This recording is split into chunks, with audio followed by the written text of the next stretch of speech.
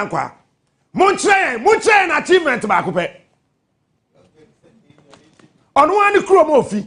Ono ani krom JB Danquah, ono ani krom hokora no. Munche an ade baako pe.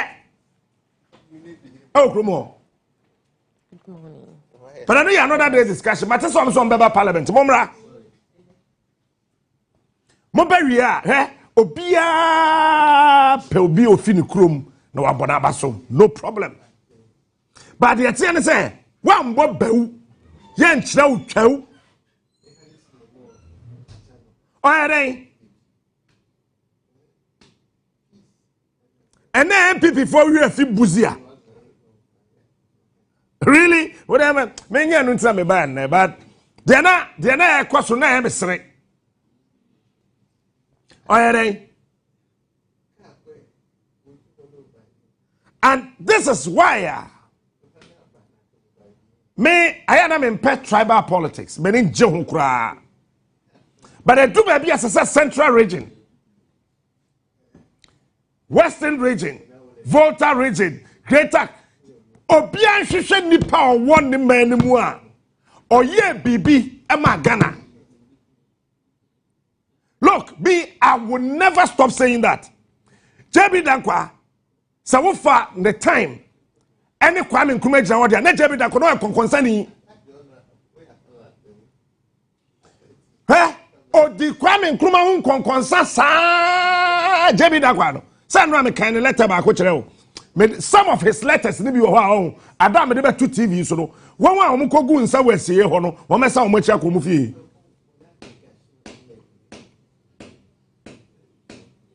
Won a ekwasie ho kogu nsa egu JB Danquah da so no. Me se konkonsa JB Danquah di wo Ghana ho. Hey, let nobody try. Yes, if you Ukrom, we agree. Ukrom honofi, you know you agree. It is of you Ukrom now per se. We said and you nyama sebo. But the Etienne say, and Ukrobia esieno. Yabeka. And I'm Murafi say, JB Danquah ne can say, Akoso modam.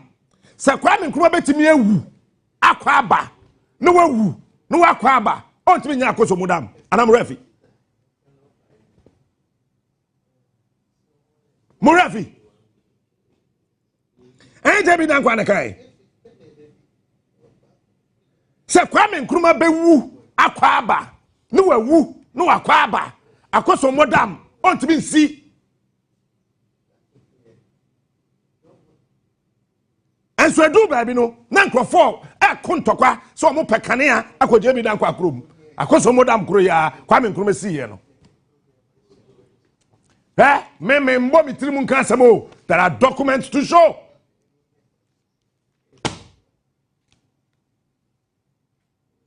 Tama na JB Danquah da bi nya kwatia baby adum chei asoro do won ye for saying. Oh, Adum Cheya sorry. Sa factory no. Kede match factory. Asama na JB Danquah troye. Sa Kwame Nkrumah besi matches factory. Eti Kwame Nkrumah be kire Ghana fo nkoda asa de esi nom jot. JB Danquah na kai. I want to stand, Abraham. Nonsense. Mo bia fa no ho ma wo. Ye JB Danquah na kan.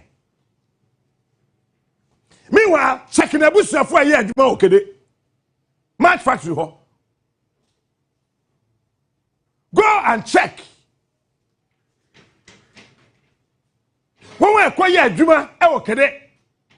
Match factory ho. Long story short, me nya nu ntina me bai. Na yes hey wo yek match factory na obetre Ghana phone kwada said ye no jot said ye no say said ye yes say because Kwame Nkrumah see match factory JB Danquah he officially wrote or Troy yes or na no na kan eno am kan letter ba ko kire o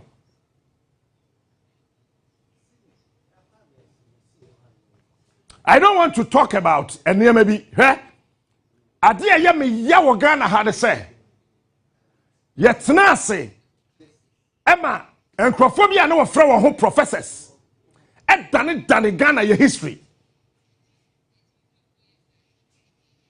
Nkrofo na wo frɛ wo ho professors yetna ase ema mo dane your history first one Professor Addo former flag bearer of the New Patriotic Party. Professor Addo dane Ghana history nani tron said you know if he said no necessary Nkrofo and people went to secondary schools to read Professor Addo history books. Meanwhile, 80% of all the things that he wrote were not correct. And I am challenging any professor of history to come here, young fanto, date and time. Makatro say yen kwaba yenim Ghana. I am challenging the professors, come here. And then we sat down and we watched that they twisted our history to suit the UP tradition because they had the backing of the CIA. Now you see, America, for they have a day, yes, when we declassify information about a name be a woman in Nkrofobia. Me say, yedin krata ane beba. No one who dear CIA for boy, meetings are one Ghana for the be ya. Jerry Danquah non ka na Jerry Danquah ka ho. Was Jerry Danquah not part of those who went to Salt Pond? So we are UGCC for meeting these CIA people for the overthrow of Osage for Dr. Kwame Nkrumah. What are we talking about in this country? I am challenging the professors of history. Come here. You before said that Danny Ghana history, then Professor Aaron Michael Quay, former Speaker of Parliament. I respect him and I love him so much. Obepe flag bearer ready with NPP. Me na me kind of profile. They na launch the campaign. Oh, Kumasi, Busano. Hey, me dina hasa no ho. Baby am fiba minim. Baby am edri minim. Baby am konso minim. Eti me kan sama me mbo bitirim kan sam. Me say Professor Aaron Michael Quay, already president or per NPP flag bearer. And you know, me na me kind of profile. As on launching the campaign. I will drop them. I will Kumasi Culture Center. Oseche be sabosie. The only chain na different Ghana politics. Me na me de to no. Na me kan say me cheje bi no. Me ya say one here it me atwa ma che. But JB be catch say crime has no expiry date. But we need evidence. Let me tell you, nobody should try to glorify anybody far and above Kwame Nkrumah.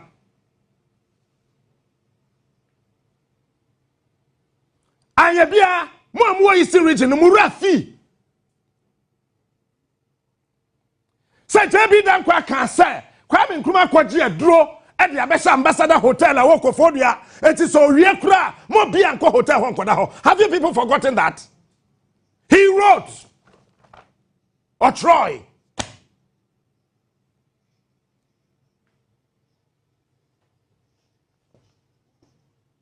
He wrote, say Kwame Nkrumah wie hotel na Sikofodua na mo bia nkwankwada ho because wakwaji aduro e de aba behye ho. Yesterday me the black hanky by me the towel we na ye white hanky by. Kwame Nkrumah hanky na ehye ne bottom na yetuntum. Yes hey wakwadi aduro. Na edi paso de we ye dan na ukuta hanky tuntum. O de to ho. Okofa white handkerchief a Ghana fo so wakwaje kankan nyame afrigini. Bosoma na konfo na tigini e friend kankan. Chi kasa kankan chesa ade e bon. Ayen tabi dan kwa de kan. Samo bi anko.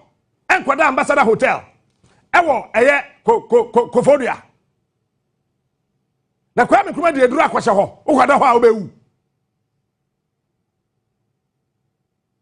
Look, when Pa Grant called us, hey, Mr. say us. Well, hold on. Let me take you home. When Pa Grant called a meeting, huh?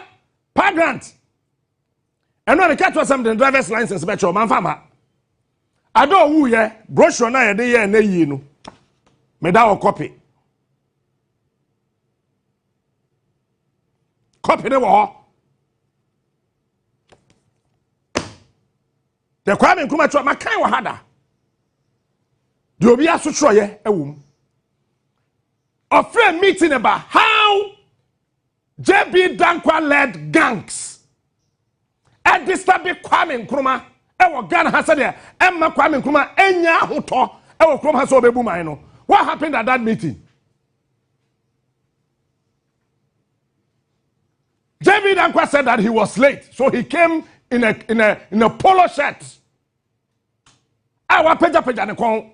And the same thing is what Nanado did. But because what we know, maybe Sabe, any dear Quanson or Bo Quanso, Ebia when you chairman, but Ebia no win who Sadiano. Mamma Fanon Tonche, I am waiting for those people who are saying, sir, Obiaka said JB Danquah and Yashi or Ghana and Tombe Sanko Parliament. Adam Mobile Parliament, baby, no, and Yama Mercia good TV West, Mobile Bob and Sama Ghana. I'm fine on tour.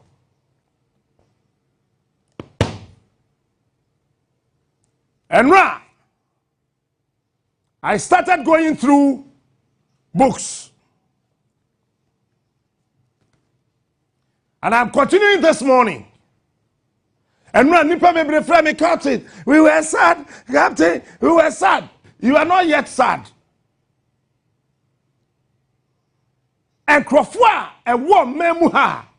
I'm on Menya ye, you before the NPP before.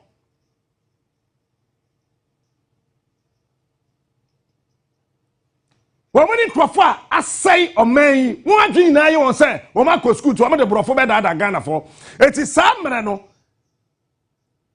o meka o sisi so no maka brofo no wani age de bia no ade a UP4 NPP4 ye ne say enye ono na ye iPad ya na say JB ye pe iPad ne nye papa enti JB Danquah, maybe son and he's aware. His very first time. How did he describe the tie factory? I'm asking Nanado. How JB Danquah described the tie factory at Bonsa.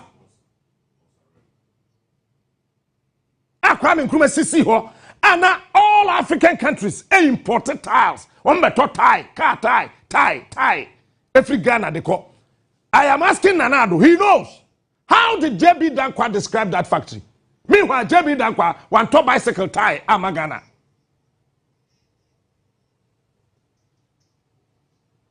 JB Danquah one top bicycle tie. Sacre, ne tie, one top Ghana. Sacre, ne tie. JB Danquah and Toba kupese kura Ghana.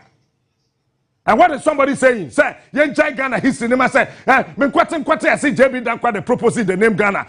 Please, I told you yesterday how the name Ghana came about. Because Kwame Nkrumah named Ghana National College before independence. So let's rest that case. And me, let me tell you this. Ebia who work university, who first degree, who master's degree, who could a PhD. It's yatra there, me nkobi, into me kind. And I don't read the books that you read. And I am waiting. There will be a day, I'll blow your mind. Yesterday I told you I was going to talk about the 7-year development plan. Okay? Conscientism. Kwame Nkrumah na trust abuku.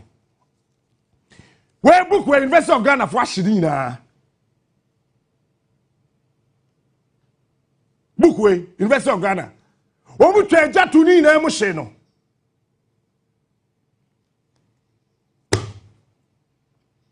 Sanya boni any adwinfi and say you before him. Kabeda de beka tro say obi a wedi president awie books are watchro the tapes niema wo ho e fa ne ho no ye ntwa jantu hwe Kwame Nkrumah time a omo ye amadu so mbesi museum ama Kwame Nkrumah se museum o se den Kwame Nkrumah ni tina omo bu ye no obi na tam kosie Womu bu Kwame Nkrumah tina womu bu ye no ne statue na UP4 led by JB Danquah Buzia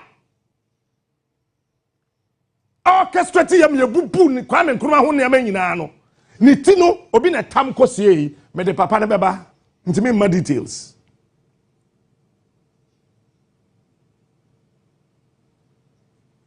even the autobiography Kwame Nkrumah wrote about himself.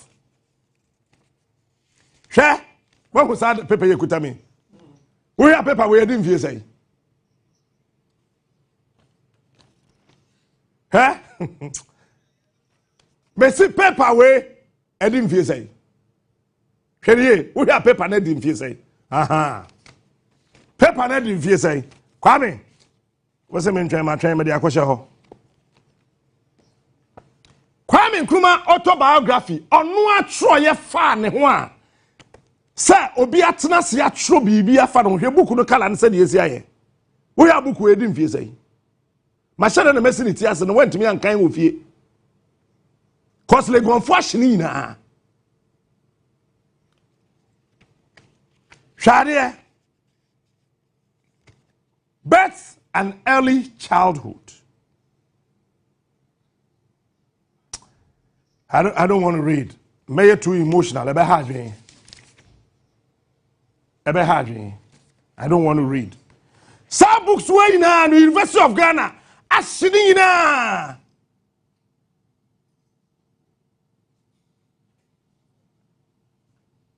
Oh, Ashina. I'm a fan on. As for the dark days in Ghana, there are a lot of people have read this book online.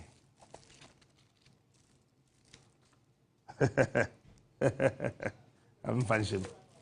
Who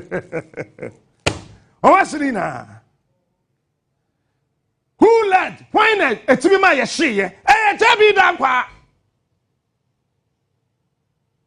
Because they wanted to twist the history of this country. I am resting this. And I'll talk about it. I am waiting for the sad people. Woman say obi aka say JB Danquah wanya hwe Ghana mebusa bicycle tire JB Danquah to Ghana hinesi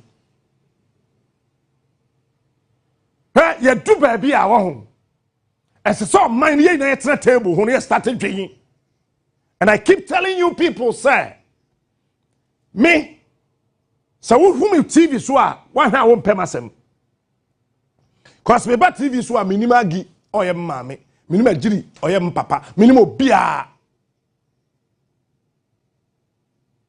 jeminim Ghana asa no menya yetimu no akwa ye se nipa mpese babia no kura no tua no ye beka I told you time I ever to about say dum sababa January February me boa sabe ka tere o ene enjenjentwie etimi ye line etonyum say or the dum so na bo akufa do hihye to ho. But I don't want to go there now. I must say the beautiful thing I want to tell you this morning. When this man wrote this book, Nidini mintimi mo se Gwendolyn Gwendolyn se Gwendolyn so whatever M. Carter extra book we Independence for Africa.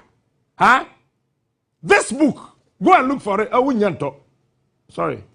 Maybe I'll come, maybe I'll have. When this man wrote this book, when I say my tone, and only another day's story. Gaddafi book where your friend green book and no me came one some chreo. Men kan. And you see, we are going to create a segment on this your when a proper super morning show. This is the most super authoritative morning show. You be creative segment also from May. Some books we mu na you be kan. Hey, what's one sort of form? Na me san fanship. You be kan. You be creative segment. Green book no you be kan na. This green book, the whole world. Ye toni na boano etwa jatum Gaddafi the Troy. Wamo shini na. Why? They do not want any African president to try say obebie ebibifuani. Eti Gaddafi, brother Mama Gaddafi book we friend the green book no omo twa jatum ehini na. Te say the shake Kwame Nkrumah books nyina. Omo toy enti book we opa ohu eye very very difficult to get the green book. And Nkrofo ena adegu online ena wo kokan a no waje hu sika di. Meanwhile Gaddafi the Troy. Meanwhile Gaddafi the Troy. Shinina. Now adia ma yetu Kwame Nkrumah nkasa proper. A you before yem twa kuro. Eye asempa nabo. Asempa nabo. 7 years development policy. Kwame Nkrumah or the asempa nabo. Asempa nabo. 7-year plan for Ghana. And then you before you check kuro. Says I branch and I friend of Kwame Nkrumah no. See Ghana. Obeji Ghana fa. Na Africa behelino. Ekwadru bebia wan sha yen na ye beyira. Eti Kwame Nkrumah de no ye otena ase. Say obe make sure say emfie nson ade bia okwa America ko hu ye. De okwa China ko hu ye. Okwa Russia hu ye. Okwa Europe hu ye bia no. Emfie nson esese saa de ni bi eba Ghana. Now listen to me carefully. JB Danquah wrote a certain letter. Nye de ye kan na nra no. Sir Kwame Nkrumah ye kromfo.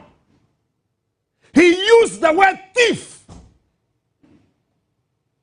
The thief of our time. And I know there are some university professors and lecturers I will name this term the thief of our time. It was JB Danquah who described Osajefo Dr. Kwame Nkrumah the thief of our time. Sir Kwame Nkrumah yes anyama we na no wasesa ma na busuafo patronim Kwame Nkrumah nua bi o Ghana ha biem apart from no Kwame Nkrumah ne bra pani ye friend say ne sister ketwa ye friend say ono ane maame na opeba na onya na obre nya ne ba eno Elizabeth na obre Etira oye we no wasisi Japade no wadane ama na busuafo agedai. So JB Danquah described Kwame Nkrumah the thief of our time. Emma obia anye nadwen. Me kwa machine no so. Mama obia anye nadwen wo bibia ho okrom ha o na yenim Ghana.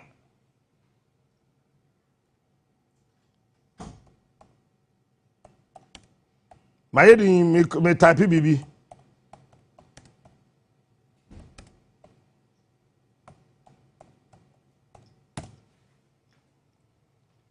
Tie. Na titi krom hasa. Na JB Danquah timi ahwe yame anima describe Kwame Nkrumah. So the thief of our time.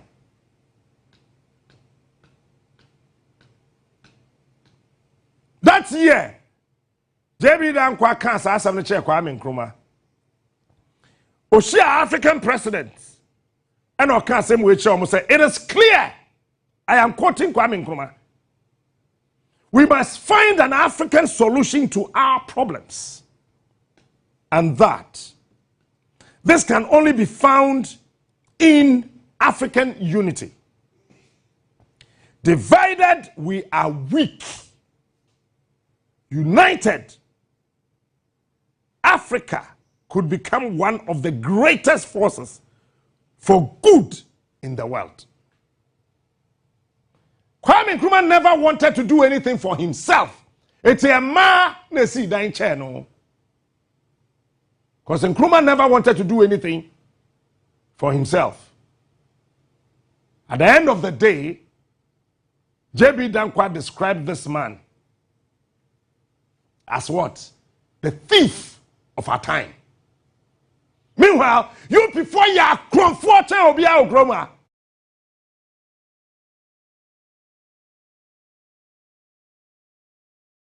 Johnny or your comfort. That is how they describe Kwame Nkrumah. But the people, you people refuse here.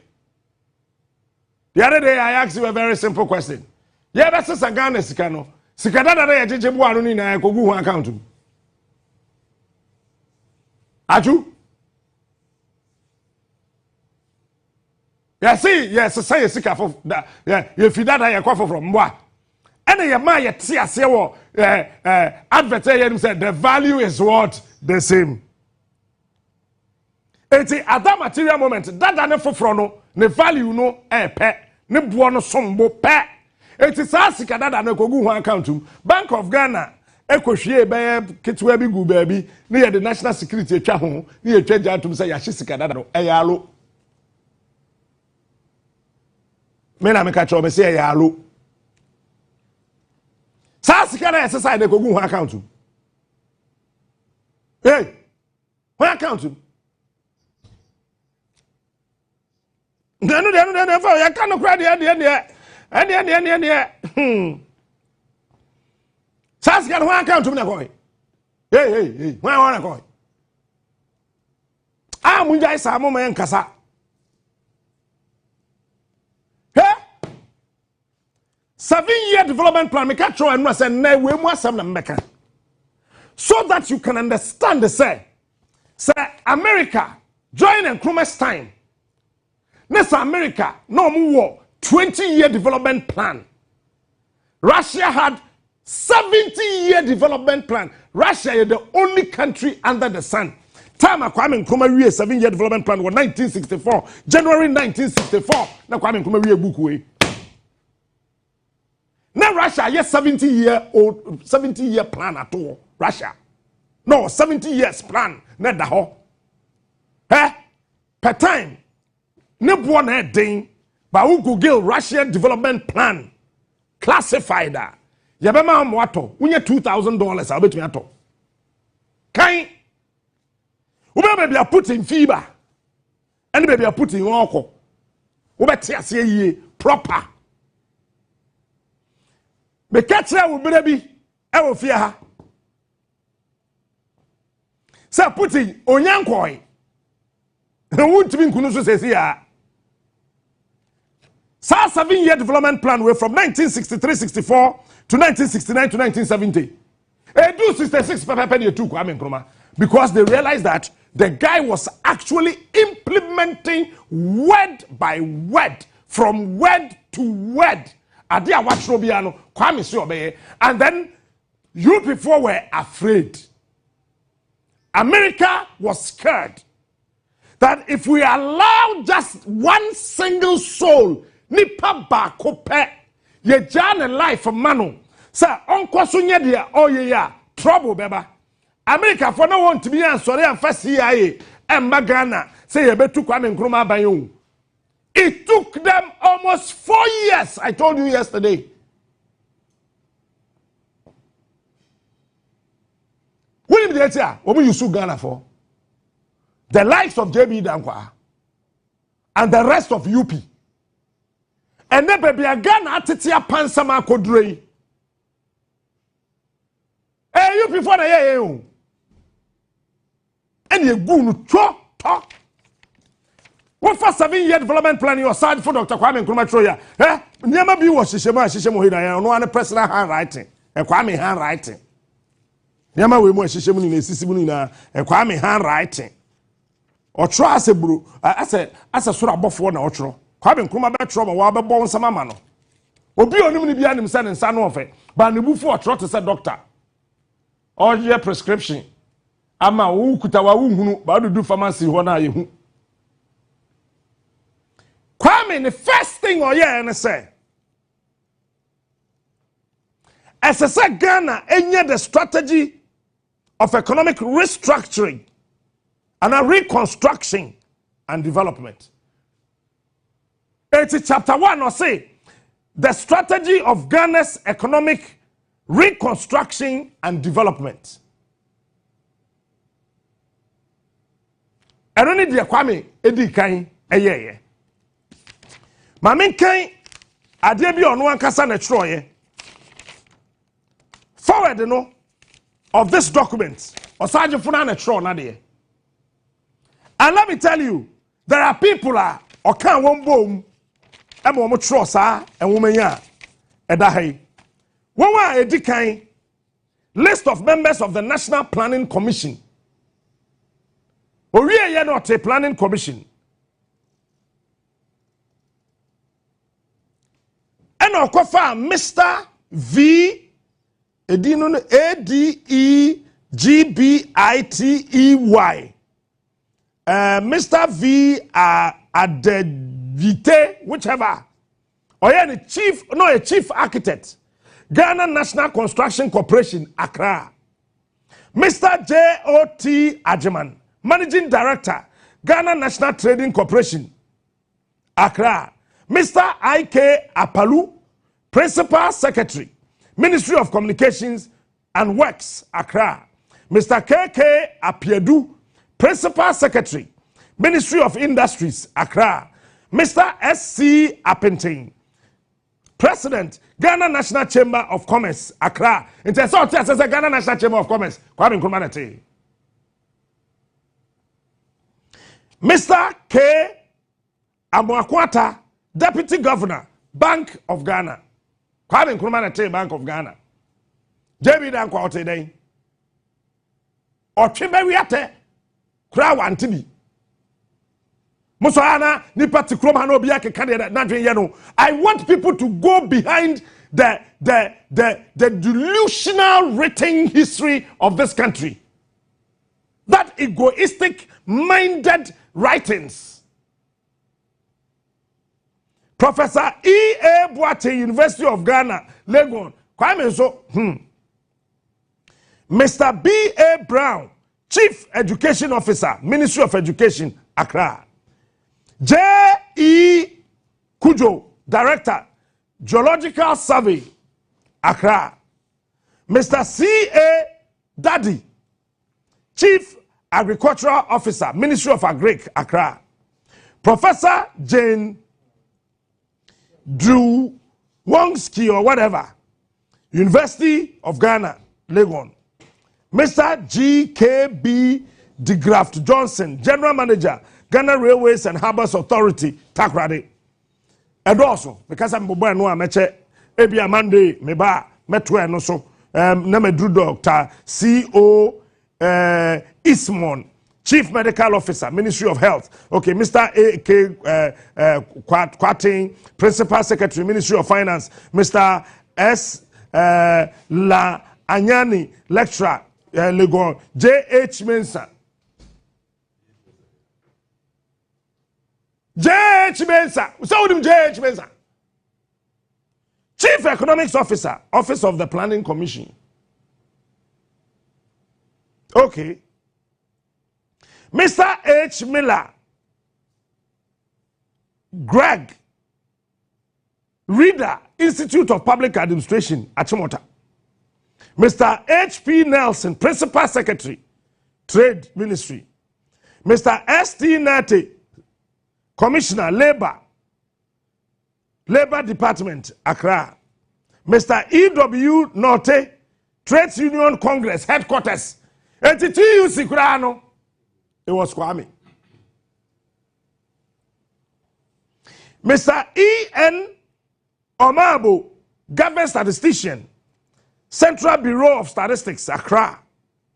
Mr. E.J. Pra, Chief Transport Officer, Government Transport Department.